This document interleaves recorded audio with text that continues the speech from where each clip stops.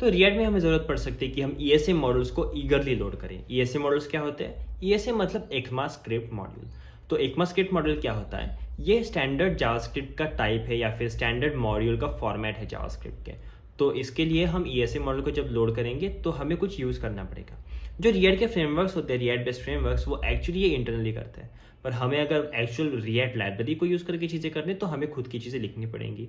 तो इसके लिए हमें एक फंक्शन अवेलेबल करके दिया है रिएक्ट डॉम में, जिसका नाम है प्रीइनिट मॉड्यूल। प्रीइनिट मॉड्यूल क्या करता है? आपको ईगरली फेच एंड इवेल्युएट करने देगा आपके ESM मॉड्यूल्स को। ईगरली फेच एंड इवेल्युएट दोनों भी करेगा।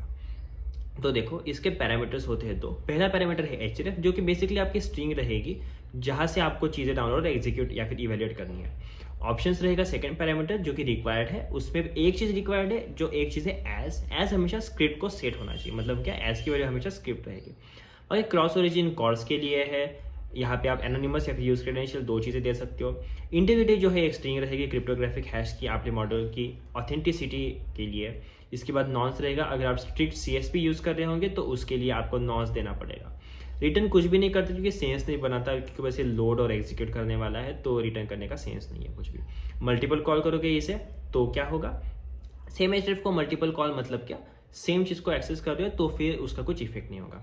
सेकेंड चीज़, अगर आप ब्राउजर पे कॉल करोगे इसे तो आप किसी पे भी कॉल कर सकते हो, जैसे कि इवेंट हैंडलर में, यूज इफेक्ट में, अपने नॉर्मल फ्लो में, कहीं पे भी कॉल करो चल जाएगा। थर्ड चीज़, सर्वर साइड रेंडरिंग जब होगी तो ये तभी काम करेगा, तभी ये सर्वर साइड रेंडर होगा। कब? जब आप सबसे पहले उसको रेंडरिंग की प्रोसेस में यूज़ कर रहे होंगे या फिर किसी असिंक कॉन्टेक्स्ट में यूज़ कर रहे होंगे। इन दोनों के बाहर, जैसे कि इवेंट हैंडलर वगैरह में अगर इसको यूज़ करोगे तो ये कॉल नहीं होगा आपके सर्वर पे।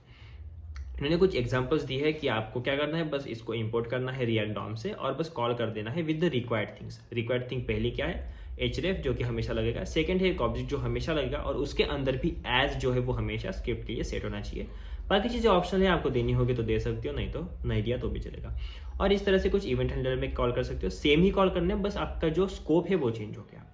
आई होप आपको समझ में आएगा कि कैसे काम करता है प्रीइनिट मॉड्यूल, और आपको इससे कुछ वैल्यू मिली होगी तो वीडियो को लाइक कर देना। वीडियो को दोस्तों के साथ शेयर कर देना ताकि उनको भी पता चले कि कैसे प्रीइनिट मॉड्यूल काम करता है। और चैनल को सब्सक्राइब करना बिल्कुल मत भूलना, क्योंकि हम 300 सब्सक्राइबर्स के बहुत ज़्यादा पास है। ये पार करके हम 500 सब्सक्राइबर्स का टारगेट करने वाले हैं। तो मिलते हैं अगले वीडियो में, तब तक के लिए थैंक यू, बाय बाय।